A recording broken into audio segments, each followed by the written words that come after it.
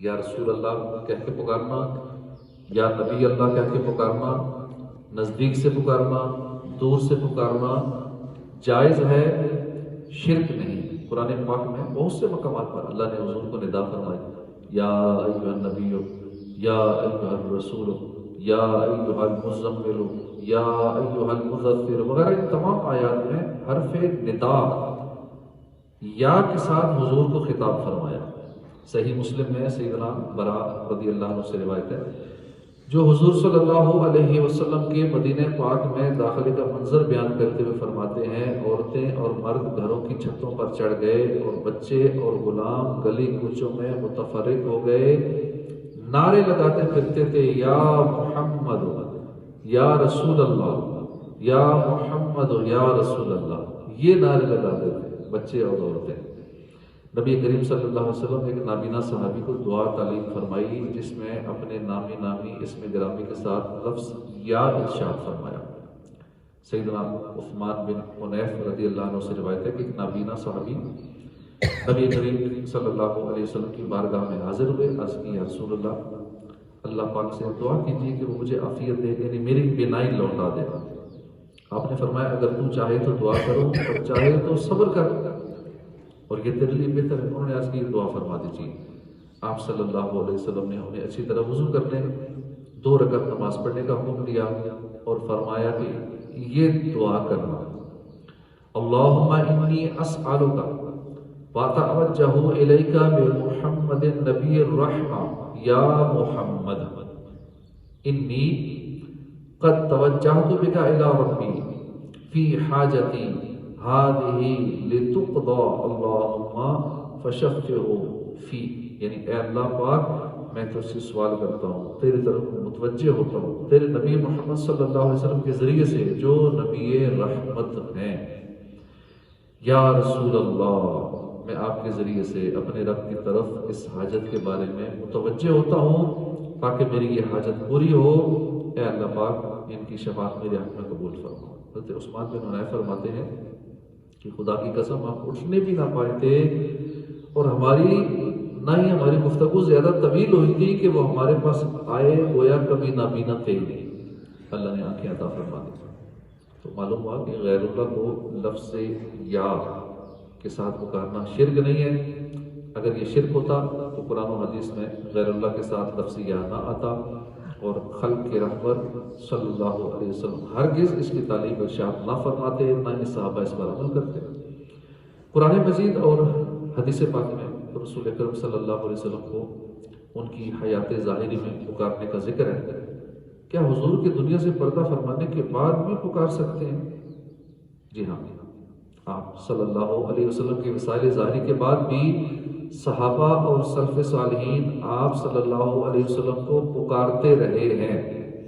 اس کی سب سے بڑی دلیل تو تقیات کے ضمن میں نبی اکرم صلی اللہ علیہ وسلم کو پکارنے کی ہے، کیونکہ ہر نمازی نماز تشہد نماز کے اندر تو پڑھتے ہی ہے، اور نبی کریم صلی اللہ علیہ وسلم کی بارگاہ اقدس میں ان الفاظ کے ساتھ سلام پیش کرتا ہے کہ السلام علیک ایھا النبی ورحمۃ اللہ وبرکاتہ، اور اس سلام میں پکارنا بھی ہے اور آپ کو مخاطب کرنا بھی ہے۔ آپ کی حیات ظاہری میں بھی دور و نزدیک سے یہ سلام آپ کی بارگاہ اقدس میں پیش کیا جاتا تھا، مثال ظاہری کے بعد بھی پیش کیا جا رہا ہے اور قیامت تک پیش کیا جاتا رہے گا۔ آپ اللہ کی عطا سے اس سلام اور پکار کو سنتے ہیں، جواب بھی عطا فرماتے ہیں، جیسا کہ سیدنا یوسف بن اسماعیل نبہانی فرماتے ہیں، بعض اولیاء نے بطور کرامت اپنے قول السلام علیک ایھا النبی ورحمۃ اللہ وبرکاتہ کے جواب میں حضور کا جواب عطا فرمانا سنا ہے، اور یہ محال نہیں ہے کیونکہ اللہ پاک نے آپ کو غیب پر مطلع فرمایا اور ہر اس شخص کا کلام سننے کی طاقت عطا فرمائی ہے جو دور و نزدیک سے آپ سے مخاطب ہوتا ہے، اور اللہ کے ہاں اس بات میں بھی کوئی فرق نہیں کہ یہ کلام سننا آپ کے حیات ظاہری میں ہو یا وصال ظاہری کے بعد ہو۔ تحقیق یہ بات درست ہے کہ آپ اپنی قبر انور میں زندہ ہیں۔ نیز حضرت ابوبکر صدیق رضی اللہ عنہ کے زمانے میں نبوت کے جھوٹے دعوے دار مسیلمہ کذاب کے خلاف مسلمانوں اور مرتدین کے درمیان جنگ یمامہ ہوئی، جس میں مسلمانوں کا نعرہ یہی تھا، یا محمد یہ نعرہ تھا اس جنگ میں مسلمانوں کا۔ تو کیا ہمارے بزرگان دین بھی نبی کریم صلی اللہ علیہ وسلم کو پکارا کرتے تھے؟ جی ہاں، حضرت عبداللہ بن عمر کا پونس ہو گیا، جب پونس ہو گیا کسی نے کہا کہ انہیں یاد کیجئے جو آپ کو سب سے زیادہ محبوب ہے۔ حضرت نے بآواز بلند کہا یا محمد آ، آپ کا فوراً جو پونس ہو گیا تھا دوبارہ ٹھیک ہو گیا۔ شارح صحیح امام مسلم امام نووی رحمۃ اللہ علیہ نے کتاب الاذکار میں اس کی مثال حضرت عبداللہ بن عباس سے نقل فرمایا کہ حضرت عبداللہ بن عباس کے پاس کسی آدمی کا پونس ہو گیا، تو عبداللہ بن عباس نے فرمایا تو اس شخص کو یاد کرو، تو اس شخص کو یاد کرو جو تمہیں سب سے زیادہ محبوب ہے۔ تو اس نے یا محمد کہا تو پاؤں اچھا ہو گیا۔ اعلیٰ حضرت امام احمد رضا خان فرماتے ہیں اور یہ امر ان دو صحابیوں کے سوا اوروں سے بھی مروی ہے، اہل مدینہ میں قدیم سے اس کہنے کی عادت چلی آئی، یعنی یا محمد یہ کہنے کی پرانی عادت لوگوں کی ہے۔ اہل سنت اور جماعت اہل حق کا یہ عقیدہ ہے کہ انبیاء کرام اپنے مزارات طیبہ میں زندہ ہیں، انہیں روزی دی جاتی ہے، جیسا کہ حدیث پاک سے یہ بات ثابت ہے۔ تو سید الانبیاء کی حیات میں پھر کیسے شبہ ہو سکتا ہے؟ اس لحاظ سے یا رسول اللہ کہہ کے پکارنے کے جواز میں کسی قسم کا شک کیا ہی نہیں جا سکتا کہ اللہ کی عطا سے زندہ بھی ہیں، فریاد کرنے والے کی فریاد سنتے بھی ہیں، اللہ کی عطا سے مدد کرنے پر قادر بھی ہیں۔ تو ان تمام باتوں میں سے کوئی بات خلاف شرع نہیں، سب جائز ہے، درست ہے، اور علماء حق کی تصریحات سے ان کا جواز ثابت ہے۔ بعض انکار کرنے والے اس عقیدہ حقہ ثابتہ سے غافل ہونے کی بنا پر بھی انکار کرتے ہیں، بعض جانتے بوجھتے عناداً انکار کرتے ہیں، اور فضائل محمد صلی اللہ علیہ وسلم، فضائل مصطفیٰ صلی اللہ علیہ وسلم سے چڑھتے ہیں۔ اللہ پاک ایسوں کو ہدایت نصیب فرمائے۔ کیا لفظ یا کے ساتھ دور والوں کو بھی پکار سکتے ہیں؟ نیز وہ دور سے سنتے اور دیکھتے ہیں یا نہیں؟ جی ہاں، جس طرح لفظ یا کے ساتھ قریب والوں کو پکار سکتے ہیں، ایسے ہی دور والوں کو بھی پکار سکتے ہیں یا کے ساتھ۔ اللہ کی عطا سے اس کے مقبول بندے دور سے سنتے ہیں، دیکھتے ہیں، حاجت روائی فرماتے ہیں۔ حضرت ابو ہریرہ رضی اللہ عنہ سے روایت ہے، رسول اکرم صلی اللہ علیہ وسلم نے فرمایا کہ اللہ پاک فرماتا ہے کہ جو میرے کسی ولی سے دشمنی کرے اس سے میں نے لڑائی کا اعلان کر دیا، اور میرا بندہ کسی شے سے میرا اس قدر قرب حاصل نہیں کرتا جتنا فرائض سے کرتا ہے، میرا بندہ نوافل کے ذریعے ہمیشہ قرب حاصل کرتا رہتا ہے، یہاں تک کہ میں اسے محبوب بنا لیتا ہوں۔ جب میں اس سے محبت کرنے لگتا ہوں، میں اس کے کان بن جاتا ہوں جن سے وہ سنتا ہے، اس کی آنکھ بن جاتا ہوں جس سے دیکھتا ہے، اس کا ہاتھ بن جاتا ہوں جس سے پکڑتا ہے، اس کا پیر بن جاتا ہوں جس سے چلتا ہے۔ اگر وہ مجھ سے سوال کرے تو ضرور اسے دوں گا، اور پناہ مانگے تو ضرور اسے پناہ دوں گا۔ امام فخر الدین رازی فرماتے ہیں جب اللہ کا نور جلال بندہ محبوب کے کان بن جاتا ہے تو وہ دور و نزدیک کی آواز سن لیتا ہے، اور جب اس کی آنکھیں نور جلال سے منور ہو جاتی ہیں وہ دور و نزدیک کو دیکھ لیتا ہے۔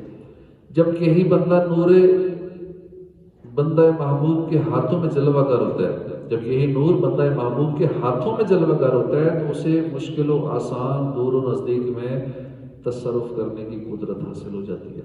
حدیث پاک میں جب تم میں سے کسی کو کوئی چیز گم ہو جائے یا کوئی مدد مانگنا چاہے اور وہ ایسی جگہ ہو جہاں اس کا کوئی پرسان حال نہ ہو تو اسے چاہیے کہ یوں کہے یا عباد اللہ اغیثونی، یا عباد اللہ اغیثونی، اے اللہ کے بندوں میری مدد کرو، اے اللہ کے بندوں میری مدد کرو۔ اللہ کے کچھ بندے ہیں جنہیں یہ نہیں دیکھتا، وہ اس کی مدد کرتے ہیں۔ کہیں بھی زندگی میں ایسا موقع آ جائے، ویرانے میں ہے، کوئی مدد کرنے والا نہیں ہے، بے بس ہو گئے ہیں، تو وہاں اس حدیث پاک پہ عمل کریں، آئینونی یا عباد اللہ، یا کہیں کہ یا عباد اللہ اغیثونی، تو انشاءاللہ غیب سے مدد ہوگی۔ کیا بعد وفات بھی مقبولان بارگاہ کو لفظ یا کے ساتھ پکار سکتے ہیں؟ جی ہاں، پکار سکتے ہیں۔ بعد وفات بھی مقبولان بارگاہ کو لفظ یا کے ساتھ پکار سکتے ہیں، اس میں کوئی مذائقہ نہیں۔ اللہ کے مقبول بندوں کی شان تو بہت بلند ہے، عام مردوں کو بھی بعد وفات یا کے ساتھ پکارا جاتا ہے اور وہ سنتے بھی ہیں۔ جیسا کہ ہم قبرستان سے گزرتے ہیں، السلام علیکم یا اہل القبور، بلکہ اس کی باقاعدہ حضور صلی اللہ علیہ وسلم جب مدینہ منورہ کی قبرستان میں تشریف لے جاتے تو قبروں کی طرف اپنا رخ انور کر کے یوں فرماتے تھے، السلام علیکم یا اہل القبور یغفر اللہ لنا ولکم انتم سلفنا ونحن بالاثر، اے قبر والوں تم پر سلام ہو، اللہ پاک ہماری اور تمہاری مغفرت فرمائے، تم لوگ ہم سے پہلے چلے گئے، ہم تمہارے بعد آنے والے ہیں۔ اس حدیث پاک میں بعد وفات اہل قبور کو لفظ یا کے ساتھ پکارا بھی گیا ہے، سلام بھی کیا گیا ہے، اور سلام اسے کیا جاتا ہے جو سنتا ہو، جواب بھی دیتا ہو، جیسا کہ مفتی احمد یار خان رحمۃ اللہ علیہ اس حدیث کے تحت فرماتے ہیں کہ قبرستان میں جا کر پہلے سلام کرنا، پھر یہ عرض کرنا سنت ہے، اس کے بعد اہل قبور کو ایصال ثواب کیا جائے۔ اس سے معلوم ہوا کہ مردے باہر والوں کو دیکھتے ہیں، پہچانتے ہیں، ان کا کلام سنتے ہیں، ورنہ انہیں سلام جائز نہ ہوتا، کیونکہ جو سنتا نہ ہو یا سلام کا جواب نہ دے سکتا ہو اسے سلام کرنا جائز ہی نہیں۔ جیسے سونے والے کوئی سو رہا ہو تو اسے سلام نہیں کر سکتے، کوئی نماز پڑھ رہا ہے تو اسے سلام کرنا منع ہے۔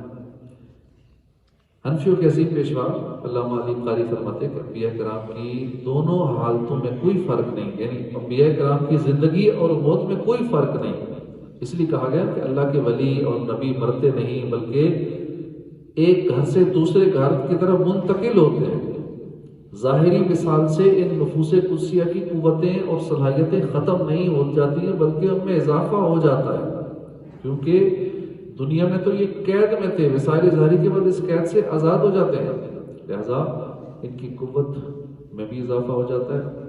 جیسا حدیث پاک میں دنیا مومن کا قید خانہ ہے، کافر کے لیے جنت ہے۔ جب مومن مر جاتا ہے تو اس کی راہ کھول دی جاتی ہے، جہاں چاہے سیر کرے۔ ہم زندہ ہیں، ہم ایک حدود میں، ایک لمٹ میں، ہم نے کہیں بھی جانا ہو ہم محتاج ہیں، ہم یا پیدل چل کے جانا پڑے گا، یا گاڑی پہ جانا پڑے گا، یا ہوائی جہاز پہ جانا پڑے گا، اور وہ بھی اچھا خاصا ٹائم لگے گا، ہوائی جہاز پہ جانے میں بھی وقت لگے گا، یہاں سے امریکہ جانے میں اسے کئی گھنٹے لگ جائیں گے۔ تو مرنے کے بعد اب اس نے یہاں سے مدینے جانا ہو، مکے جانا ہو، ایک لمحے کے اندر وہاں پہنچ جائے گا۔ یہاں سے عرش تک جانا ہے، کتنا لمبا سفر ہے، لاکھوں کروڑوں میلز بن جاتے ہوں گے، لیکن وہ ایک لمحے میں روح کہاں سے کہاں پہنچ جاتی ہے، کبھی چاہے زمزم پہ پہنچ جاتی ہے، مکے پہنچ جائے گی، مدینے پہنچ جائے گی، یعنی آزاد ہو جاتی ہے، اس کی طاقت بڑھ جاتی ہے، وہ قید سے آزاد ہو جاتی ہے، جہاں چاہے سیر کرے۔ اعلیٰ حضرت فرماتے ہیں کہ بعد مرنے کے سمع، بصر، ادراک، دیکھنا، سننا، سمجھنا عام لوگوں کا، یہاں تک کہ کفار کا بھی زائد ہو جاتا ہے، اور یہ تمام اہل سنت اور اہل حق کا یہ اجماعی عقیدہ ہے، اہل سنت و جماعت کا یہ اجماعی عقیدہ ہے۔ کیا دور سے دیکھنا سننا اللہ کی صفت نہیں ہے؟ دور سے دیکھنا سننا ہرگز اللہ کی صفت نہیں، کیونکہ دور سے تو وہ دیکھتا سنتا ہے جو پکارنے والے سے دور ہو، جبکہ اللہ تو اپنے بندوں کے قریب ہے۔ وَإِذَا سَأَلَكَ عِبَادِي عَنِّي فَإِنِّي قَرِيبٌ، اور اے محبوب جب تم سے میرے بندے مجھے پوچھیں تو میں نزدیک ہوں، اور فرمایا وَنَحْنُ أَقْرَبُ إِلَيْهِ مِنْ حَبْلِ الْوَرِيدِ، اور ہم دل کی رگ سے بھی ان سے زیادہ نزدیک ہیں۔ جب اللہ پاک علم اور قدرت کے اعتبار سے اپنے بندوں کے قریب ہے تو پھر دور سے دیکھنا سننا اس کی صفت کیسے ہو سکتی ہے؟ اللہ تو دور ہے ہی نہیں، اللہ تو قریب ہے ہم سے۔ مقبولانی بارگاہ الہی کے دور سے دیکھنے، سننے اور تصرف فرمانے کے کوئی واقعات اللہ کریم نے اپنے برگزیدہ بندوں کو دور سے دیکھنے، سننے، تصرف کرنے کی طاقت عطا فرمائی ہے، لہٰذا وہ اللہ کریم کی عطا سے دور سے دیکھتے ہیں، سنتے ہیں، تصرف بھی فرماتے ہیں۔ جیسا کہ سیدنا عبداللہ بن عباس سے روایت ہے کہ نبی کریم صلی اللہ علیہ وسلم کے زمانے میں سورج کو گرن لگا، آپ نے نماز پڑھی، دوران نماز ہاتھ بڑھا کر کچھ لینا چاہا، لیکن پھر دستے مبارک نیچے کر دیا۔ نماز کے بعد صحابہ نے عرض کی یا رسول اللہ، ہم نے دیکھا کہ آپ کسی چیز کو پکڑ رہے تھے، پھر ہم نے دیکھا کہ آپ نے ہاتھ پیچھے کر لیا۔ آپ نے فرمایا کہ مجھے جنت دکھائی گئی، جنت میرے سامنے کر دی گئی، اس میں سے ایک خوشہ میں توڑنے لگا، اگر میں اس سے خوشے کو توڑ لیتا تو تم رہتی دنیا تک اس میں سے کھاتے رہتے۔ مفتی احمد یار خان فرماتے ہیں کہ اس حدیث سے دو مسئلے معلوم ہیں، ایک یہ کہ حضور جنت اور وہاں کے پھلوں وغیرہ کے مالک ہیں، کہ خوشہ توڑنے سے رب نے منع نہیں فرمایا بلکہ حضور نے خود نہیں توڑا. کیوں نہ ہو کہ رب فرماتا ہے انا اعطیناک الکوثر. اس لیے حضور نے صحابہ کو کوثر کا پانی بارہا پلایا. دوسرے یہ کہ حضور کو رب کریم نے وہ طاقت دی ہے کہ مدینے میں کھڑے ہو کر جنت میں ہاتھ ڈال سکتے ہیں اور وہاں تصرف کر سکتے ہیں. جن کا ہاتھ مدینے میں سے جنت تک پہنچ سکتا ہے، کیا ان کا ہاتھ ہم جیسے گناہگاروں کی دستگیری کے واسطے نہیں پہنچ سکتا؟ مدینے سے پاکستان کتنا دور ہے؟ 2-3 گھنٹے میں تو ویسے ہی پہنچ جاتا ہے جہاز میں. تو جنت تو بہت دور ہے. پہلا آسمان، دوسرا آسمان، تیسرا آسمان، ایک آسمان ہی 500 سال کی مسافت ہے. پھر بیچ میں گیپ ہے 500 سال کا، پھر اگلا آسمان 500 سال، پھر بیچ میں گیپ، پھر 500 سال. 7 تو یہ آسمان بچ جاتا ہے، پھر عرش، کرسی، نہ جانے کتنا سفر ہے. اتنے دور بھی حضور مدینے میں رہ کے جب ہاتھ ڈال کے جنت تک ہاتھ پہنچ جاتا ہے تو وہاں سے یہاں تک مدد کے لیے ہاتھ بڑھانا، مدد کرنا، دستگیری فرمانا، یہ کیسے مشکل ہے ان کے لیے. اور اگر یہ کہو کہ جنت قریب آ گئی تھی تو جنت اور وہاں کی نعمتیں ہر جگہ حاضر ہوئیں. بہرحال اس حدیث سے یا حضور کو حاضر ماننا پڑے گا یا پھر جنت کو حاضر ماننا پڑے گا. حدیث پاک اور اس کی شرح سے واضح طور پر یہ بات ثابت ہوتی ہے کہ ہمارے پیارے سرکار مکہ مدینے کے تاجدار صلی اللہ علیہ وآلہ وسلم نے بعطائے پروردگار زمین پر کھڑے ہو کر 7 آسمانوں سے بھی اوپر جنت کو نہ صرف دیکھ لیا بلکہ اپنا دستے مبارک بھی جنت کے خوشے تک پہنچا دیا. بس خالی توڑا نہیں، توڑ سکتے تھے، توڑا نہیں. اس نے سرکار کے صدقے میں صحابہ کرام بزرگان دین کو بھی دور سے دیکھنے، سننے، تصرف کرنے کی قوت حاصل ہے. چنانچہ سیدنا عمر بن حارث سے روایت ہے کہ امیر المومنین سیدنا فاروق اعظم نے حضرت سیدنا ساریہ رضی اللہ عنہ کو اسلامی لشکر کا سپہ سالار بنا کر بھیجا، نہاوند کے مقام پر بھیجا. آپ جہاد میں مصروف تھے. ادھر مدینہ طیبہ میں سیدنا فاروق اعظم جمعے کا خطبہ فرما رہے تھے. یک اپنے خطبہ چھوڑ کر 3 بار فرمایا یا ساریۃ الجبل، اے ساریہ پہاڑ کی طرف ہو جاؤ. پھر خطبہ شروع فرما دیا. نماز کے بعد عبد الرحمن بن عوف رضی اللہ عنہ نے اس پکار کی وجہ پوچھی. آپ نے فرمایا کہ مسلمانوں کو دیکھا کہ وہ پہاڑ کے پاس لڑ رہے ہیں، کفار نے انہیں آگے پیچھے سے گھیر رکھا ہے. یہ دیکھ کر مجھ سے ضبط نہ ہو سکا، میں نے کہہ دیا یا ساریۃ الجبل، اے ساریہ پہاڑ کی طرف ہو جاؤ.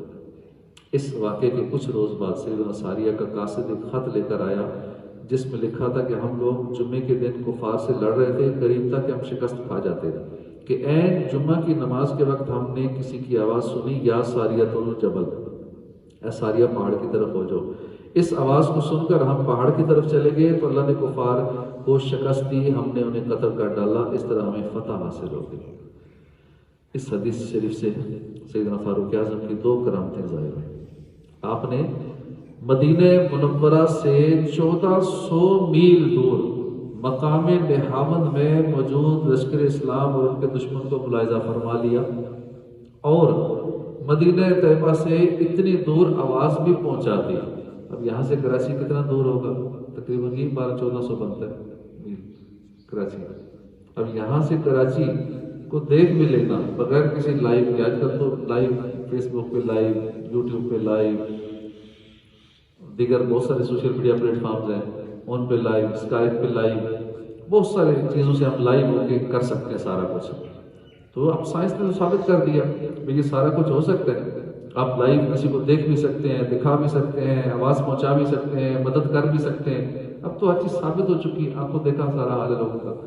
تو اس وقت بغیر کسی ظاہری انسٹرومنٹ کے، کسی ظاہری حساب کتاب کے، ظاہری ٹیکنالوجی کے، روحانی پاور دیکھی ہے سیدنا فاروق اعظم کی اللہ کی عطا سے کہ 1400 میل کے فاصلے پہ اپنی آواز پہلے ایک تو دیکھ بھی لیا کہ وہاں ہو کیا رہا ہے، کرنٹ پوزیشن لائیو اپڈیٹ دیکھ لی، اور پھر اپنا پیغام بھی پہنچا دیا، اپنی آواز کو بھی وہاں پہنچا دیا، یعنی ان کی مدد بھی فرمائی. سیدنا شیخ عارف ابو القاسم فرماتے ہیں کہ ایک مرتبہ سیدنا شیخ عبد القادر جیلانی دوران بعض استغراق کی حالت میں ہو گئے، یہاں تک کہ آپ کے امامے کا بل کھل گیا. تمام حاضرین نے بھی اپنی ٹوپیاں اور امامے حضور غوث پاک کی کرسی کی طرف پھینک دیے. جب آپ وعظ سے فارغ ہوئے تو اپنے امام شریف کو درست فرمایا اور مجھے حکم دیا اے ابو القاسم لوگوں کو ان کے امامے اور ٹوپیاں دے دو۔ میں نے سب لوگوں کو ان کے امامے اور ٹوپیاں دے دی، لیکن آخر میں ایک دوپٹہ رہ گیا، میں نہیں جانتا تھا یہ کس کا ہے۔ حالانکہ مجلس میں کوئی بھی ایسا نہیں بچا جس کا کچھ رہ گیا۔ حضور غوث پاک نے مجھ سے فرمایا کہ یہ مجھے دے دو۔ میں نے وہ دوپٹہ آپ کو دے دیا، آپ نے اسے اپنے کندھے پر رکھا تو وہ غائب ہو گیا۔ میں حیرانگی سے دم بخود رہ گیا۔ فرمایا اے ابو القاسم جب مجلس میں لوگوں نے اپنے امامے اتار دیے تو ہماری ایک بہن نے اسبہان سے اپنا دوپٹہ اتار کر پھینک دیا تھا، پھر جب میں نے اس دوپٹے کو اپنے شانوں پر رکھا تو اس نے اسبہان سے اپنا ہاتھ بڑھایا، اپنے دوپٹے کو اٹھا لیا۔ معلوم ہوا کہ اللہ کے نیک اور برگزیدہ بندے دور سے دیکھتے سنتے اور تصرف بھی فرماتے ہیں۔ آج کے اس دور میں سائنسی آلات موبائل ریڈیو ٹی وی وغیرہ کے ذریعے بیک وقت ایک ہی لمحے میں دنیا کے کونے کونے میں آواز تصویر کو دیکھا بھی جا سکتا ہے، پہنچایا بھی جا سکتا ہے۔ جب سائنسی آلات کے ذریعے سب کچھ ہو سکتا ہے، کنیکشن کے ذریعے روحانی کنیکشن کے ذریعے کیوں نہیں ہو سکتا؟ روحانی رابطے تو سائنسی رابطوں سے زیادہ پاورفل ہے۔ سائنس والا دور کی آواز اور تصویر سنا دکھا دے تو کسی کو وسوسہ نہیں آتا، اور اللہ پاک اپنی عطا سے اپنے محبوب بندوں کو دور کی آواز سنا دے تو وسوسے آنا شروع ہو جاتے ہیں۔ اللہ پاک ہمیں اپنے مقبول بندوں کی محبت نصیب فرمائے اور ان کے فضائل و کمالات ماننے کی توفیق عطا فرمائے، آمین بجاہ النبی الامین صلی اللہ علیہ وآلہ وسلم۔ صلی اللہ علیہ